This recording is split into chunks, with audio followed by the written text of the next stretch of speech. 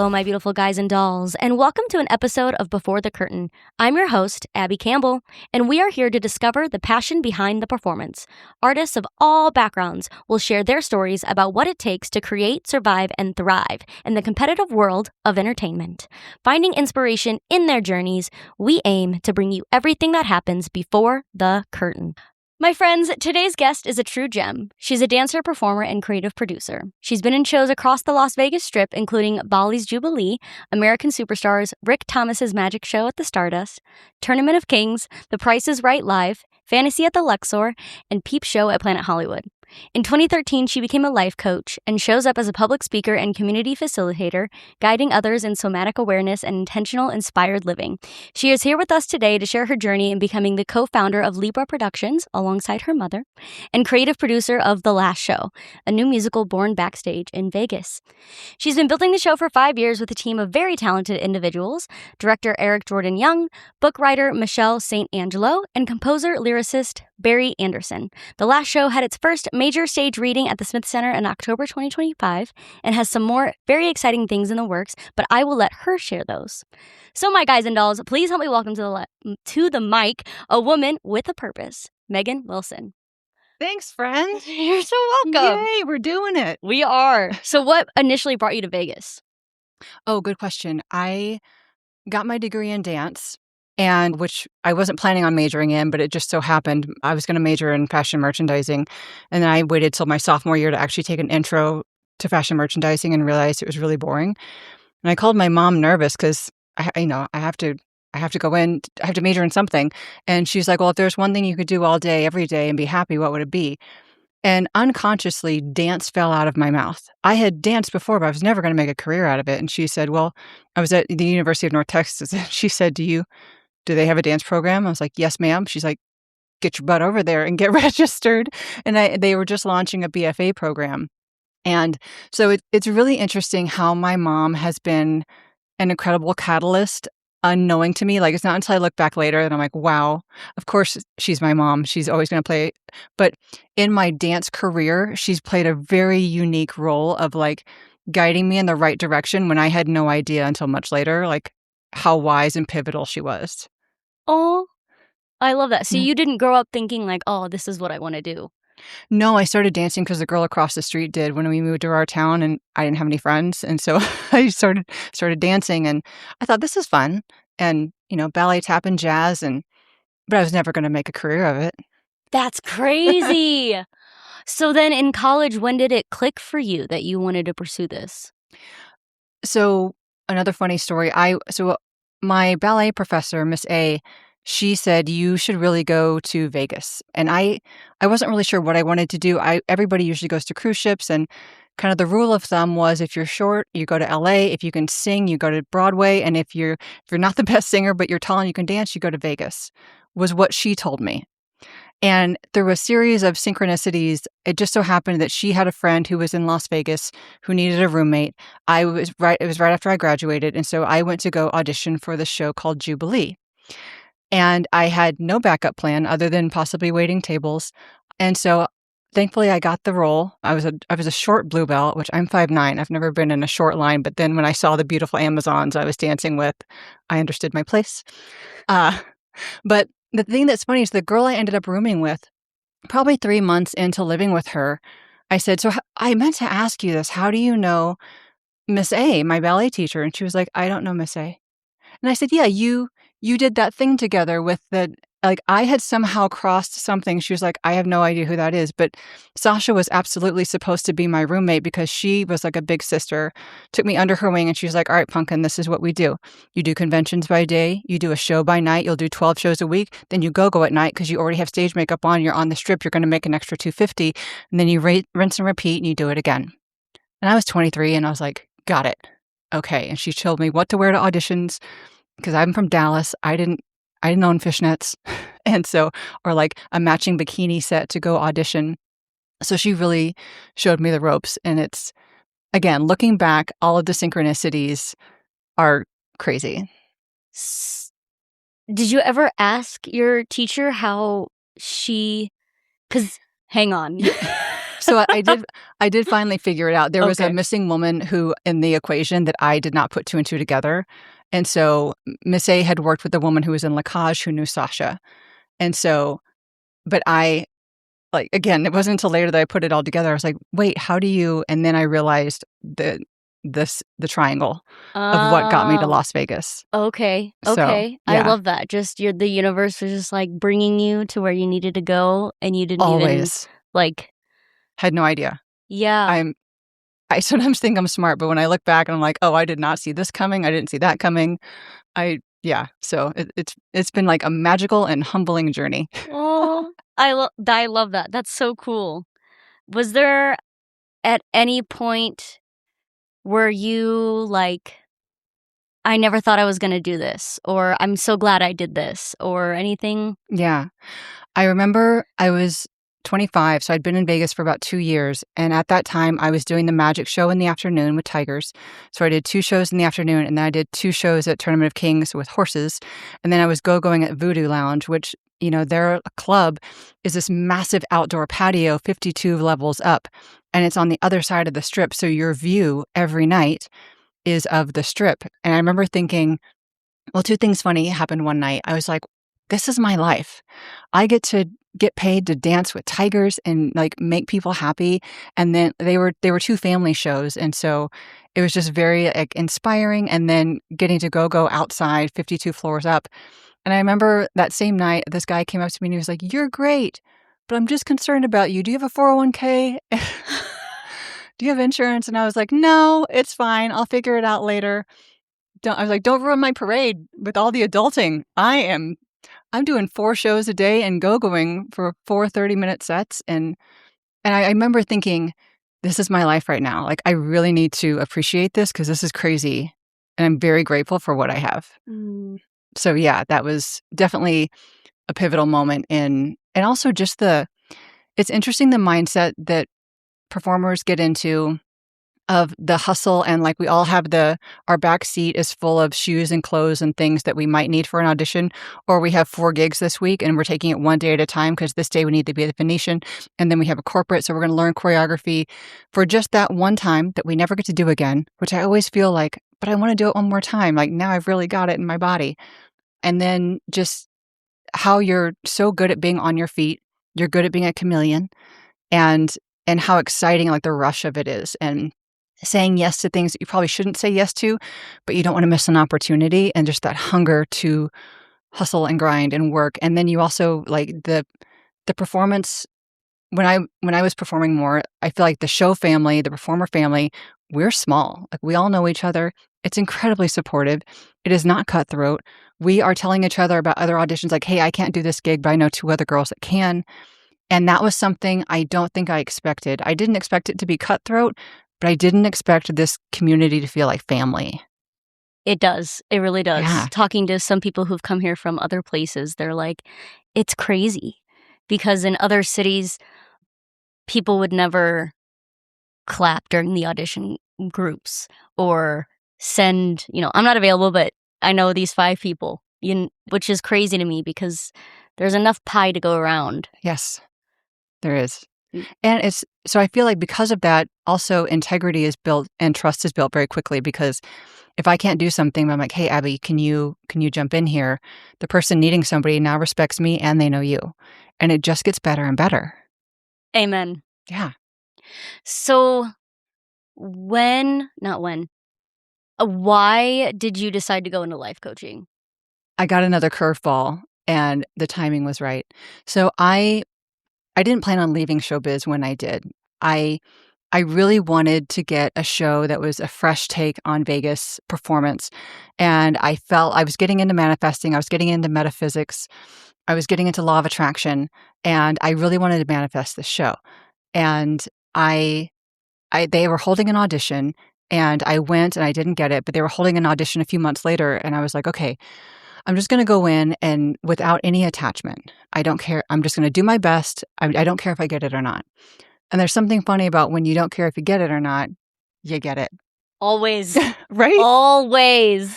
So I got the Red Riding role in Peep Show, which is the role that I really wanted.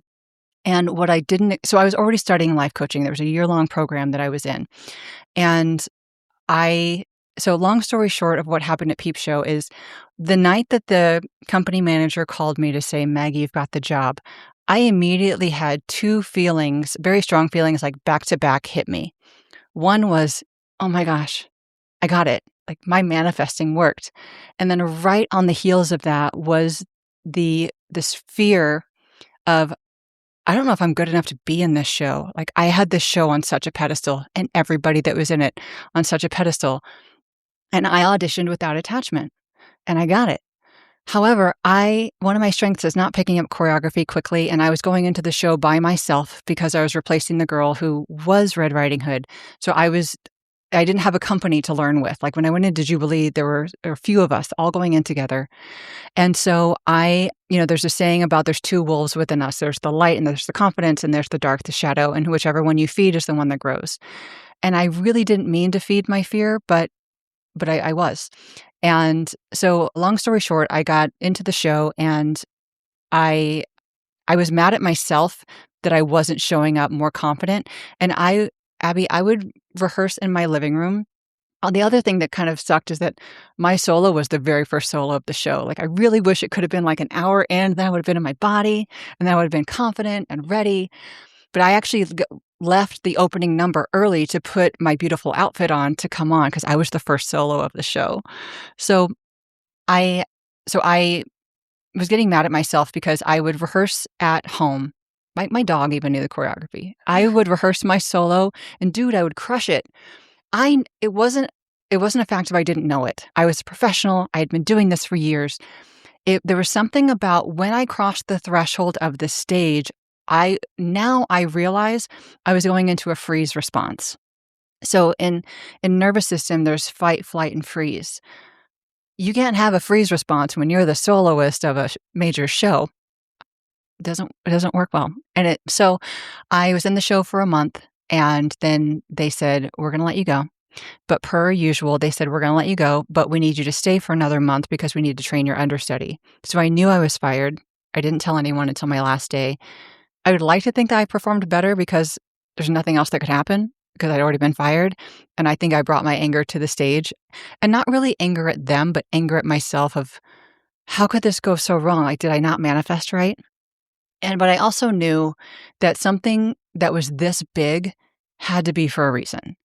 And I mean, the night I got fired, I had some choice words for God that night. Like we were on a team. What happened? But I also knew there's a reason behind this. So I had a lot of shame about what had happened. And I just kind of went underground and then kept focusing on life coaching. And I was like, oh, this is just meant to be my transition. But I really focused on mindset because I thought if my mindset had been right, this wouldn't have happened to me. So I need to help other people. So that's how I left performing and then just immediately transitioned into life coaching. And then showbiz would end up calling me back in another unexpected way. Wow. And how did it call you back? Through my mom. Shocker. So in 2019, in the fall, I was having a birthday party and I had invited people who used to be in the industry or were currently in the industry. And we were just, telling stories about the good old days or what's normal for us versus, other people that aren't in the industry, which there's a lot, as you know. And my mom was a nursing professor and she was walking around, but she loves shows. So she's walking around, she's hearing all of these stories. And at the end of the night, she goes, there are so many incredible stories in your industry. These need to be told. And she was writing medical textbooks. So her correlation was, this needs to be a book. And I was like, well, you're not wrong, but I'm busy. I'm trying to get this coaching thing up and going. So we'll come back to this. Well, in January of 2020, I gifted my mom an astrology reading to see what the year might hold, what kind of a year 2020 was going to be. And she was really excited about this idea of the book. And so she randomly shares this concept with the astrologer, who, by the way, Gina referred me to. And the astrologer said, oh, no one's going to read a book anymore. Like, this needs to be a show. It needs to be like a modern day version of The Chorus Line. Well, The Chorus Line is my mom and I, like, one of our favorite musicals. So I call my mom, hey, how did your reading go? What's the year going to hold? And she's like, Megan, we need to do a musical. The way you just like rolled your eyes right now is so funny. I was like, Mom, I love you. The book idea is sounding better now. You have no idea what it takes. I don't have any idea. I just know from my performance, like what you're asking of me is crazy. But my mom, when spirit gives her a notion, she hangs on to it. And I also really do believe, ancient Greeks believed that there would be muse energy, inspiration energy, and they would fly around to the humans to find the one that could tell their story the best. We are 100% chosen by a muse because the way things keep working out for this show, the last show, we're destined to make a meaningful impact in the world. And so this was the beginning of the muse starting to do her magic on me. And I was like, well, okay, well, let's do the interviews. So we chose 3 women and 3 men to do interviews. Some of them were behind the scenes. They were technical design or wardrobe. Others were singers, performers. Some of them were still in the business. Some of them had retired. And everyone was too busy, though, to give us the time of the day. Well, come April, May, June, people had time. In 2020? Yep. So we paid them for their stories. Like, what brought you to Vegas? What is a high time, like a unique story about this industry that nobody else would know? And what is something that you have endured that's maybe a low time? And how do you feel about what's happening in the world? Because while we were doing these interviews for what would become the last show, I was also life coaching performers and dancers who I was friends with, but I had never known them in this capacity. They were reaching out to me saying, hey, all of them said kind of the same thing, which was, Meg, I'm a really good dancer. I know why I get hired for gigs. I know what my strengths are. I know why I repeatedly get booked. I know who to be. No one's telling me who to be right now. I am stuck with myself. I am terrified because I'm realizing I don't know who to be when I'm not on. So my role was to hold space for them and guide them into, how do you find out who you are? And is this an opportunity to pivot who you have been for who you want to be? How do we navigate that? I love vulnerability and I love truth. And so life coaching in that aspect, at the same time, synchronistically doing these interviews about, how do you feel about our industry? What brought you here? And then I like to say the Avengers assembled. We're the incredible people who are joining my mom and I in creating the last show. So my intuition kept on pinging me with my friend Barry, who I met on the Jersey Boys tour. And he writes incredible music. And so I reached out to him. 3's my number. So when Barry popped into my head 3 times, I said, okay, the muse is tapping me on the shoulder. Reached out to Barry, who was living in New York, and said, hey, I have this idea. We want to take the real stories of Las Vegas performers and we want to put it into like a fictional show, but we want to show like more of the behind the scenes, that they are a show family, how hard they work, how hard this industry is, and how a little bit of an empath narcissist relationship that the industry can be to performers. Like, we try so hard to make people feel and give them an escape and give them life and give them joy. And it's not always appreciated or treated in a healthy way. So Barry, thank goodness, he was like, I'm on board. And this man is a genius. He has composed all of the music. You give him an idea, and my mom is still like, I don't understand how his brain works. I said, none of us do, but it's okay. He's brilliant. Just trust it. He's incredibly humble and incredibly brilliant. And then my best friend said, hey, I have a friend who's looking to get into writing. She was a dancer. She has a background in marketing and PR.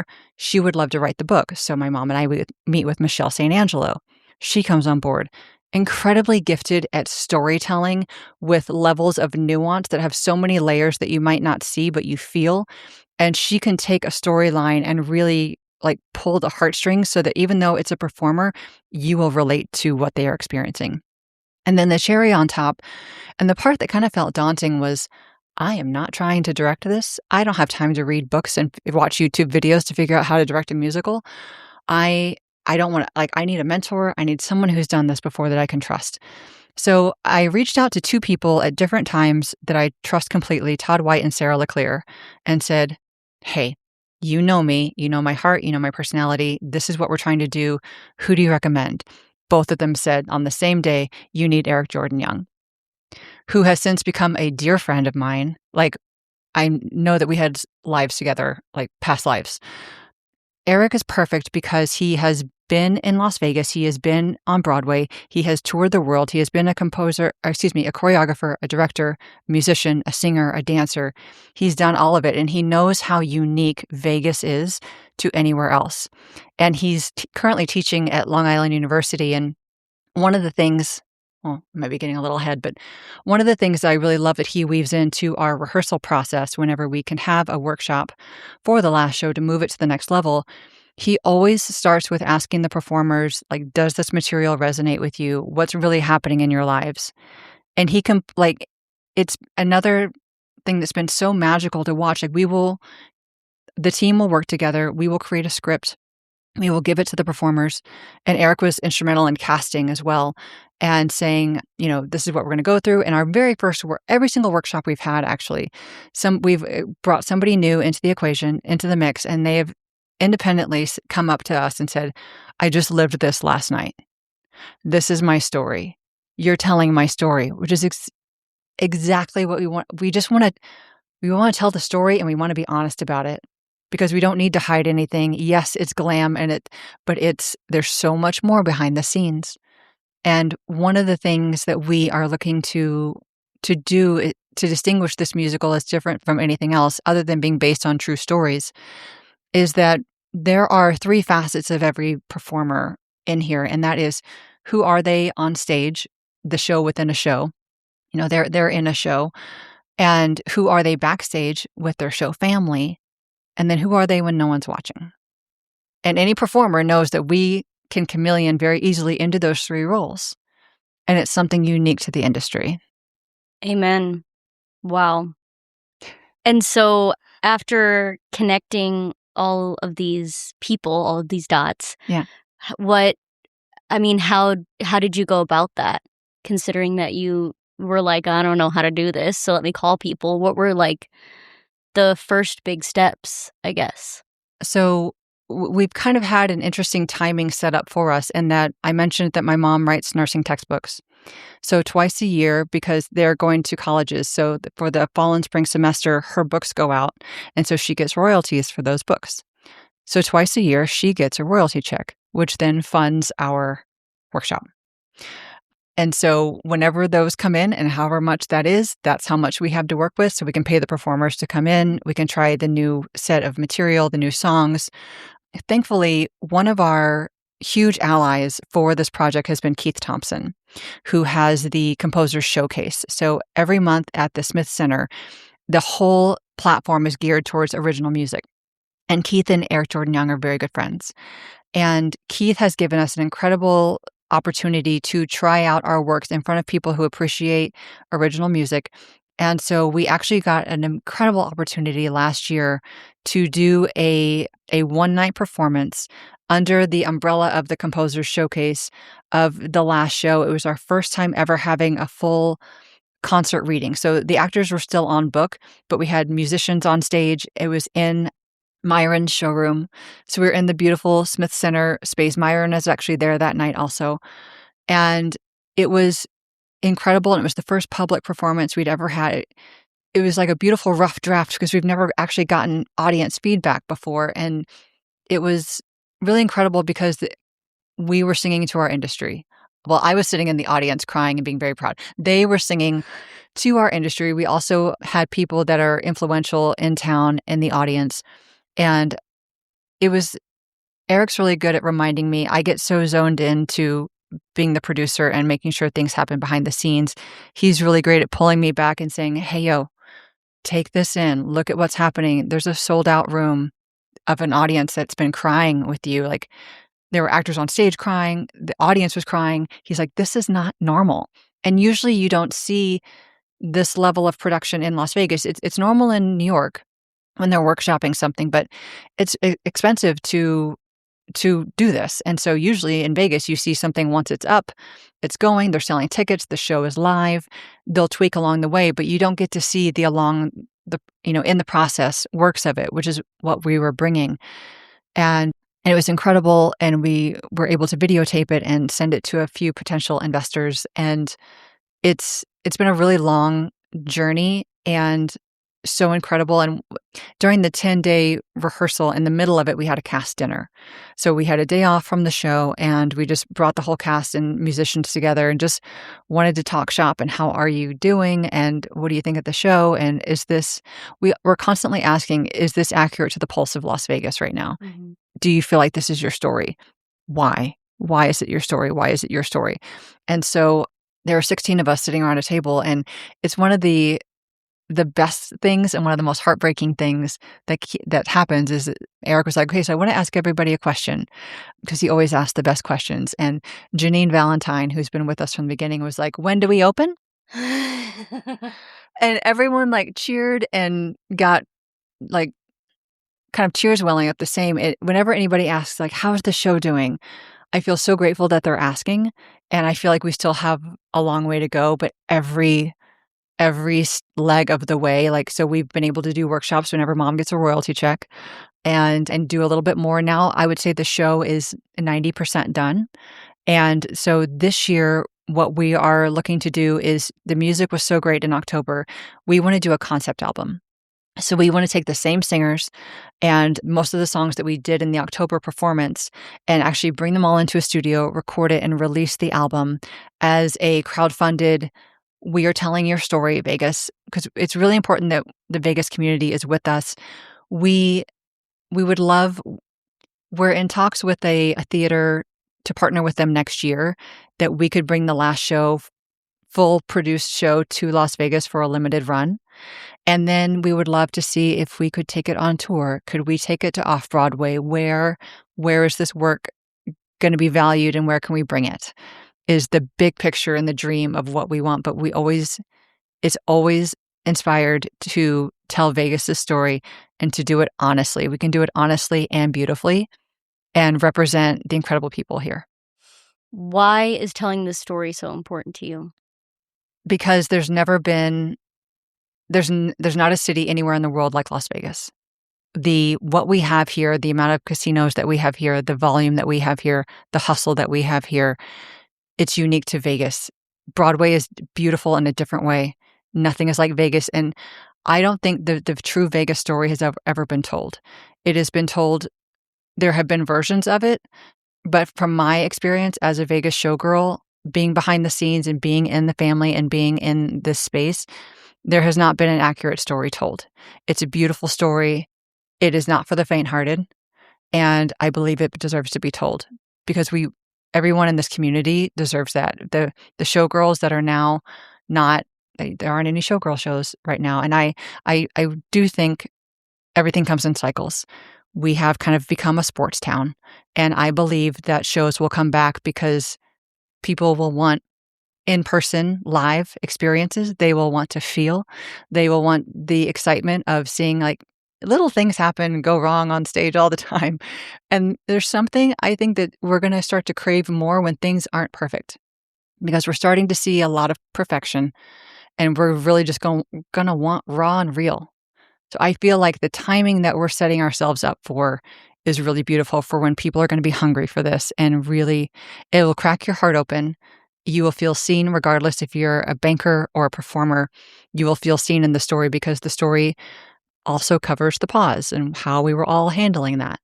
And that's also where some smart comedy is woven in and truth telling. So there's a beautiful blend of both that we've woven into this entire experience. Complete side note. Yeah. I just want to say, yes, I do agree with you. Not that I've been in Vegas forever but the time that I've been here and just seeing the small transitions in the past, 5 or so years. I think I've said this, and I could probably pull up a podcast episode where I said this when I first started, but I have a feeling that shows are going to come back, but they're going to come back very differently. And I don't think they're going to come back in the fourth wall kind of way where it's a very strong fourth wall. I don't think that's going to be, I mean, I think there might still be that. However, I think people will be craving that intimacy Yes. of being so much more related to than just watching a cool show, because we have so many cool shows at the Palm of our hand Yes. with, social media, but then also at home streaming. There's so much you have access to, which is cool because that means, there's so many great TV shows and movies. Maybe smaller creators are finally getting out there. However, I think there's still so much distance that I think people will start to feel that and want that. Don't know when it's going to happen, but I have been saying this. Yeah, I totally agree. And you just reminded me of something else that feels important when you said, why is this story important to tell?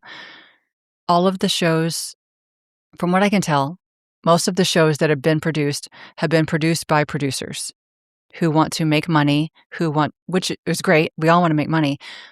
This show is being told from the performer aspect and being produced with that integrity in peace. This is not somebody buying a script and saying, you need to do this. Oh, and then maybe we're going to add another show, but I'm not going to pay you more. And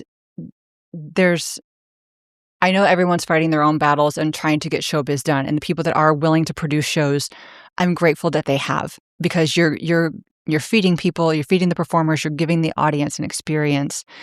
And I think there's a different level of integrity when it's the performers producing it. Amen. And it'll create a different feeling within the audience as well. Not that you can't create feeling and a sense of something in an audience when it's being produced by people who want to make money, because there's great shows out there that are that way, which are awesome. But I think it'll hit differently. I think it'll feel differently. And the butterfly effect will probably be bigger too. I think so. Wow. Yeah. So we chatted a little bit about this, that you kind of wanted to share more about taking a step away back in 2013. Was there anything else you wanted to add to what you said earlier? Because I know you said that was important to you. Yeah, thank you for circling back. So I had told Abbie that I'm grateful for this opportunity because when I got fired from Peep Show, I had a lot of shame that I had let our industry down. I hold them at a very high bar, and I kind of ghosted. Like, I would every now and again come back for a gig and somebody would say, like, where have you been? What happened to you? I didn't want to tell anyone. I'm like, well, I got in my head and I got fired. Because I just felt like I'd really misrepresented the industry that I love so much. And so I didn't realize until I was prepping to meet with you that I've never actually told the story of what happened and where I went and why I'm back. So this is the first time I've been able to really share that story, and it feels like a beautiful homecoming for me, full circle moment of healing also, because I'm really proud of everything I got to experience. And I love how the muse has, I keep on thinking, like, I'm done with showbiz. And then it's like that long cane that pulls you back into center stage. Like, no, girl, you're not. I've never been so proud to be in this lens of performance, telling their story. I love truth, and I feel like my coaching has also helped me tell their stories as well and talk to people that aren't in this industry, but talking in a way that is honest and eloquent and inspiring, because that's what this industry is. And so now I feel like I can properly give back to them in a way. And it also was interesting. Like, I realized how much of my own projections I was giving to people. Like, I thought people had assumptions about me. I was worried about what people thought. And because of that, I really backtracked and just hid in a hole for a while, because I thought that they thought, like, I was so mean to myself. My inner critic, she was gnarly. And so I assumed that everyone else was thinking that way too. And then I remember being at a gig one time and thinking, Megan, sweet darling, they all have their own lives. They don't care about you. Like, they're not worried about, like, Megan effed up. So that's all me. That's all my own. So I feel like I got to see my side of the street real well and clean it all up and integrate it. And so to get to come back in this capacity, I feel like I've gone through an initiation, I've matured, and which makes me feel qualified to tell this story, to be at the helm of creating this incredible movement, this incredible show. Where do you really hope to see the show go in a perfect world? Yeah. Thank you for wording it that way. In a perfect world, we would love to see this on Broadway. It is a very nuanced show. It is depth and feeling. And I feel like I would love to be wrong about this. To your point, I feel like audiences are what they want to see is going to shift. But based on the past, a lot of Vegas audiences come for entertainment and more lighthearted. This is almost like a Broadway caliber, like our audiences will cry and they will feel seen. And if there's a space where we can do that in Las Vegas, we want to stay here. And in a perfect world, we would love to see this on Broadway. I would love for the team to win awards. Like the Tonys are coming up. So it's just, they've worked so hard. They're brilliant. I could have never imagined how good this would be. And it keeps getting better, which keeps blowing my mind, which keeps me humble. But hearing the audience's reactions, we've done a few audience talkbacks. We did a private showing back at the Majestic, which they've been a huge ally of ours as well.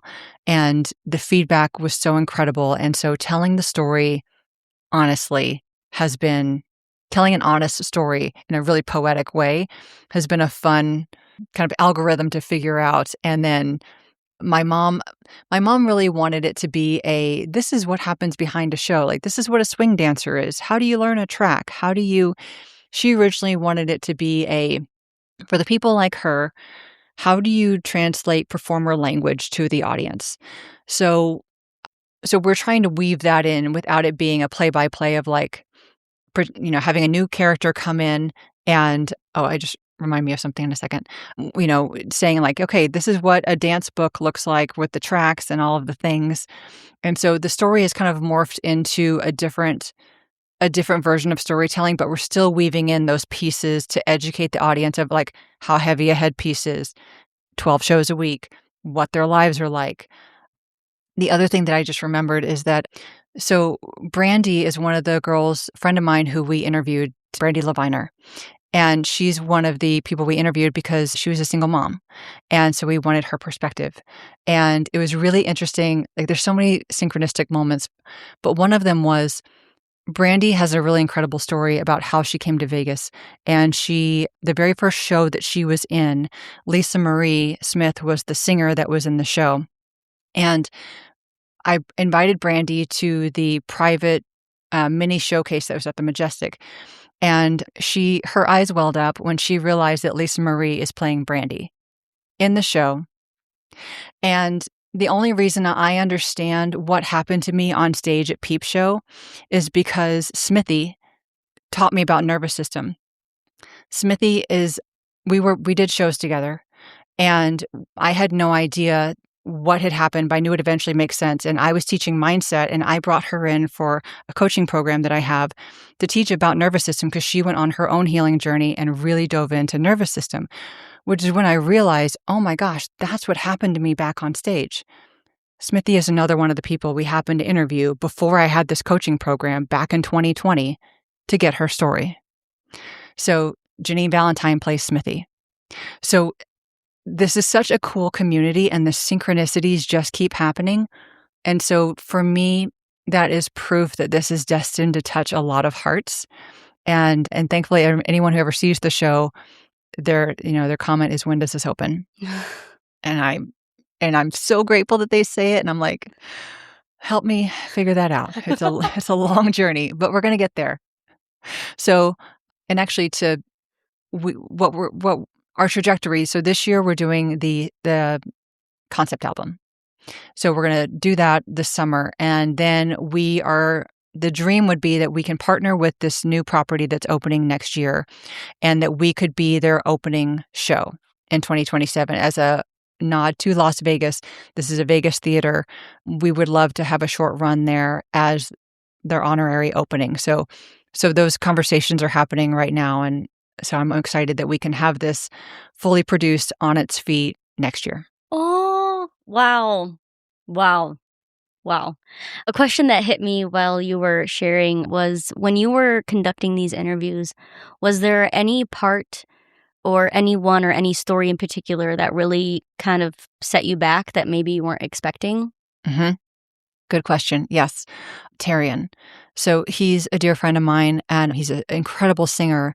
And one of the stories he shared was that he was working at a casino and as the lounge act, and the lounge would be, so he was the lead singer of this act, and the lounge would be dead.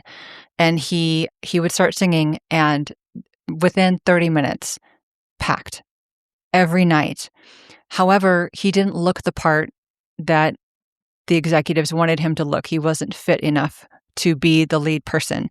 So even though he was bringing people in, he was packing the bar, and also people were like engaging and staying longer when he was performing compared to other groups.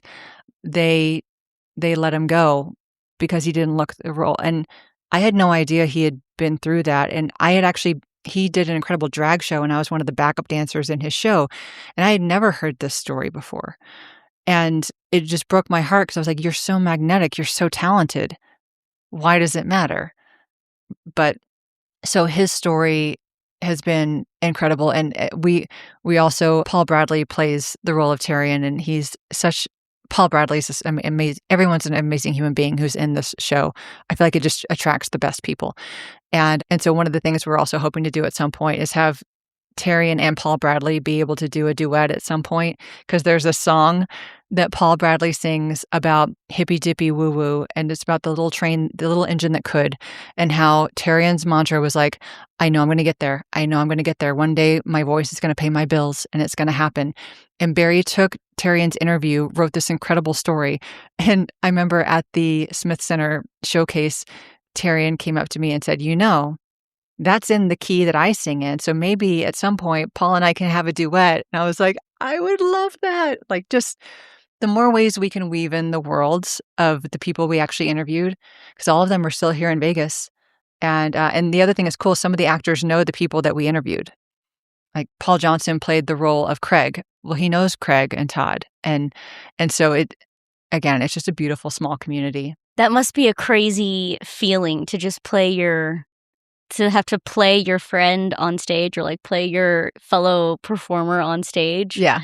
That must be a very interesting sensation. Yeah. Yes, I'm sure it is. Like playing somebody that you actually know. Mm-hmm, and have worked with, or, know personally. Mm-hmm. Wow. But then that would probably make you really good at performing because you're so familiar with mm-hmm. I think it's a fun way to like make character choices. Yeah. And Janine Valentine as Smithy is perfect because their personalities are both very like dry sense of humor, incredibly talented, and yet warm. And so the casting has been uncanny with everything. So what were the questions that you asked the performers again? Sorry, random. Yeah. This is going to come back, I promise. Yeah. So what brought you to Vegas? Mm-hmm. What was a high time, like kind of like oh my gosh, I'm doing 2 shows and I'm performing. Like what was a high time? And then what was a low time for you in the industry? If they're still in the industry, how do you feel about what's happening during this pause of COVID? And then if they're out of the industry, what did you find your way into? Okay. I was going to steal a question from that too. Yeah. That's why I asked. Yeah. But actually, it brought me a different question. Did you feel, and this is very deep, so you can also be like, no, let's go there. This is my jam. Did you feel that sense of shame when you were being pulled back into the industry to create this? No, because I had them to hide behind. And what I mean by that is, good question. Thank you for asking. I like getting a question that I wasn't prepared for. I think because by the time we were doing the interviews, not even when we were doing the interviews, I've noticed over the process, because again, we did these during 2020, we're filming this in 2026. As we've gone on, my respect and the love of the industry has increased because now I know more people and their real stories, what the industry has asked for them and how they all showed up to every ask that was given to them. So it's helped me to heal myself of my own wound of shame of like, I let the industry down. It's also helped me to have more grace with myself of what actually happened. Once I realized it was a nervous system piece, it wasn't because I'm not a good dancer or I'm not a good person. I cared so much that I got myself into a state of freeze. And my nervous system was trying to keep me safe, which doesn't mean that you're going to perform full out and confidently. So I would say hide behind them. It gave me a way back in. And I was like, oh, I have a different role now. I don't have, like, that's a different me. But as I've been in this, as we've been hours and hours and hours in the nuance of what should she say here? Well, what's really happening in this relationship? As we've nuanced the storyline, I've fallen back in love with the industry in a different, like almost from an outsider perspective, and then feeling like in a way I'm on the outside to tell this story, and then realizing how much I'm a part of it. Does that make sense? Mm-hmm. You kind of like you're changing your perspective, like taking off your reading glasses, putting on sunglasses before you walk in to the room, kind of changing your view of it as you come back onto the stage in analogy terms. Yeah, absolutely. I was convinced I was done, and then laughing as I got pulled back, and the universe using my mom to get me into dance, the universe using my mom to bring me back to dance. And I think my love of the industry and watching them again through the creation of the last show has rehabbed my relationship to the industry and to myself as a performer, as an artist, because I love calling myself an artist and a creative. It will always be like probably my strongest identity. Like, I'm a creative. I feel things deeply. I like good storytelling. I want to be around good people to make magic. And that's where my heart lives. Amen. So I know that, at least maybe these are my own projections. Yeah. But I think there's probably a lot of performers out there that struggle with like freezing because they care so much. Yeah. If you could share any piece of advice to anybody maybe feeling that now, what would you tell them? Yeah, good question. Thank you for asking. So one of the most imperative tools that I've learned is your nervous system is essentially your body, your brain is separate. We are told in order to get out of a state, you need to strategize in your mind, and your mindset will move your body. It's 1000% not the way that it works. This beautiful thing runs 80% of the show. This runs 20. So you have to speak body language, body English, to get your body to come back online. So even if I go up on speaking and I can feel the nerves kind of getting to me, there's two things that I do that always get me back in my body, and then I can go on and feel like myself again. The two things, one is embodiment practice. So I will literally like shake my hands, like just move your body. I'm like, body, what do you need right now? We need movement. And I will slow my breath down, or I'll box breathe. So I'll inhale for a count of 4. I'll hold it for a count of 4. Exhale for 4. Hold empty for 4.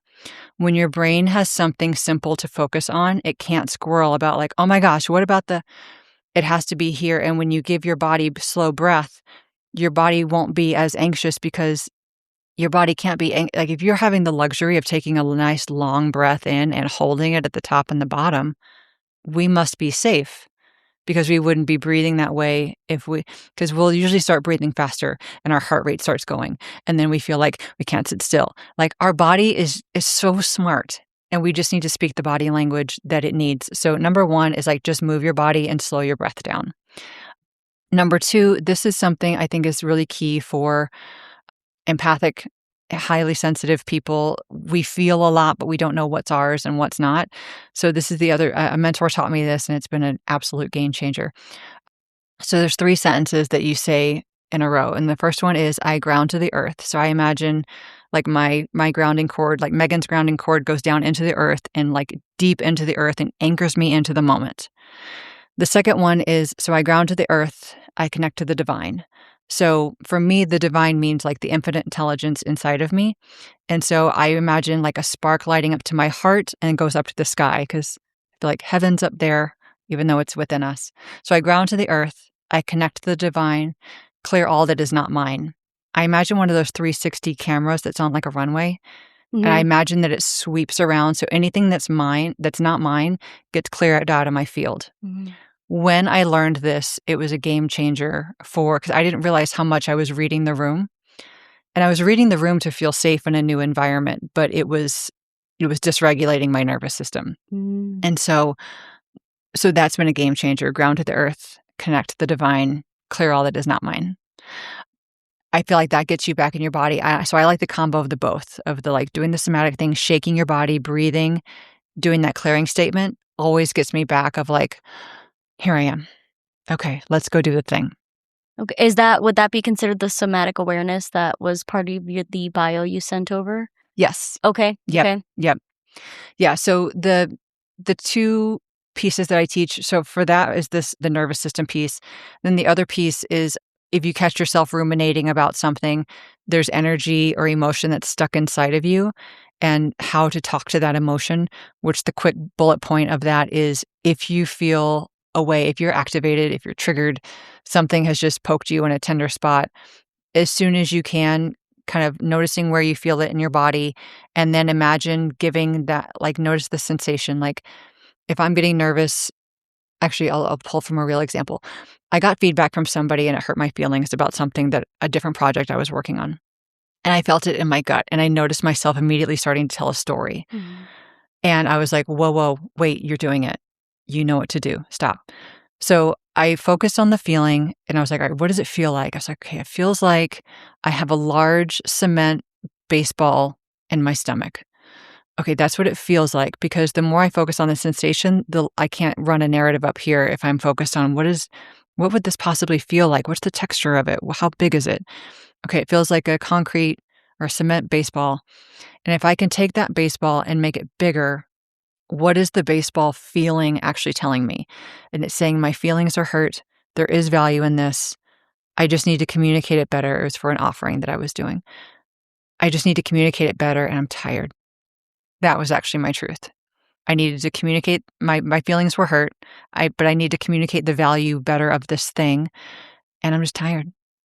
And that was my truth. And once I gave that emotion the microphone to see what's true, the feeling went away. Mm. So I moved the energy out of my body so it didn't keep creating a story. Mm-hmm. So that's the other more nuanced somatic piece. But I think it's important, especially when we start running a narrative, how to stop it. Because it can just, the narratives that I can create in my mind sometimes, I'm like, wow, that's creative and 100% not true. That's creative. let's dial this. Okay, well, that's fun. You went off on a tangent and now you're back. Let's get let's come back to the present moment, present time, and truth. Mm-hmm. Okay. Another kind of random question. What kind of public speaking events do you do? So it's interesting. There's two different ones that I do right now. One of them is in corporate America. I like to call myself the wellness opening act. So I wear a few hats, and it's been interesting to figure out which hat am I in. So one of my dear friends, Rachel, and I, we created Numa, which is a corporate wellness company. So basically taking all of my life coaching and somatic work into corporate arenas. And so there's a few companies that will bring me in to help ground the room. So before the keynote comes in, they know that everyone's scattered, they're on their phones, they just got there. And so my job is to come up on stage, have some music in the background, ground the room, usually take them through box breathing or just give them a sensory experience that gets them in their body and not so much their head. And then they're able to focus more on what the keynote's about to say. Mm. So that's one aspect. The other aspect that's fully in my lane is telling the truth and knowing your body. So I teach the nervous system, emotional regulation, but also my main thing is I help people create anthem soundtracks. So this is my main claim to fame when I was coaching, and still is now. I would work with somebody who is feeling stuck on something. We would reframe what feels stuck to what's actually true. And then I would help them intuitively write a script that was for them to record in their own voice about their power, about their truth. And we would keep working until they felt that spark in them of this is my truth. And they would feel that empowerment. And then once we got that dialed in, they would record it in their own voice, which no one ever wanted to do. They always save it to the last minute, Meg, this is great. I don't want to hear my own voice. And I'm like, yes, you do. And here's why. How much time do we spend on YouTube trying to find something that'll make us feel better for somebody else's voice? Whereas if this is your voice, your subconscious mind is going to absorb it faster because it trusts your voice. You could have your hero record something for you, but if you're having a hard day, you will dissociate so quickly. Well, yeah, you're not in my world. You don't know my problems. But when it's your voice, that vulnerability can get under the ego and talk to your heart and remind you what your truth is, plus music in the background. I mean, I'm a dancer. We have to have music involved. They listen to that every morning. and the trajectory changes massively because it's the best integration tool and they learn how to do it whenever they need it. So that's been another thing of getting people to tell the truth. How do you find out what the truth is for you has been a huge mission for me. Well, yeah, that's what you're doing with the last show. Yeah. I love that. As you started to talk about Anthem, I was like, oh, I really hope this is going to go where I want it to go. And then you did, and I was like, oh, work. See, and that's where, like, I love drawing or connecting the dots. Like, that's, if you did not experience what you experienced and learned and went into life coaching and then, because I'm guessing you did this practice first before you started working on the last show. I did it for myself so first, it's so cool to see that and see how the universe, like, just laid out the recipe for this. 100%. And, you had to learn how to do it in small ways so you could do it in big ways. I love it. I love it so much. That's so cool. It's fun the way you just worded it because I knew it, but the way that you just summarized it makes it even, like, click something else into place for me. Yeah, you would never have been able to do the last show if you didn't do it, prior. Uh-huh. I also find it so, another massive reason I do the podcast, like, I love finding the breadcrumbs on people's journeys of, like, but did you realize that you were already doing this? And some people are like, no, I actually did it now that you say it. I'm like, yeah. Yeah. Like, you have a gift for it. Oh, it's so cool. Like, how I just love stories. So I find it so interesting too because, and you've said it a few times, how the industry just kind of pulls you back. But it's been a kind of a common theme here in the past few guests of, like, Really? When you're meant to do this, like, you'll always come back. So, like, it's always brought up on an episode somehow, some way, some shape, some form of, like, no, like, we're not done with your story. It's a unique calling and you know it when you hear it. And you can try and ignore it. Mm-hmm. And then your mom gets roped in. Can't say no to mom.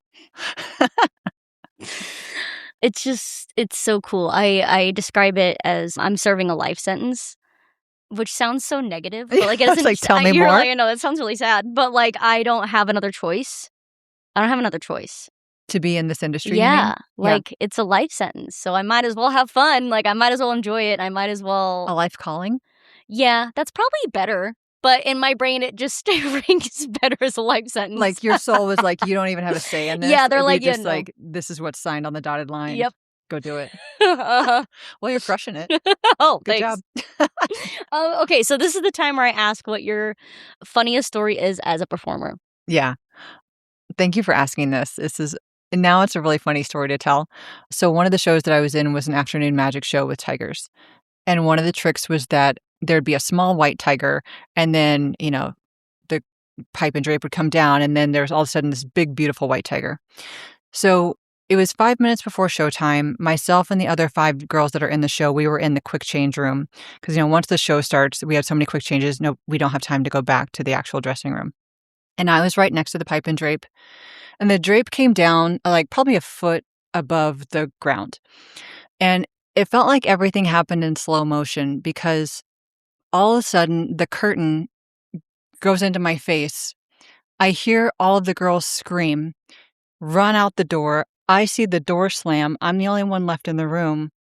And I look down, and the tiger cub, whose name happened to be Chaos, which I was like, you're just asking for it if you name a tiger cub Chaos.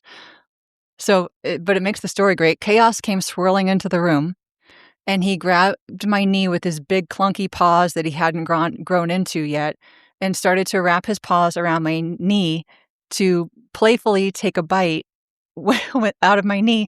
When the trainer came flying through, grabbed him by the scruff, put him to the side, looked at me dead in the eye, and said, "You okay?" So cool, calm, collected. And I was like, yeah. Can we hold the show for 5 minutes?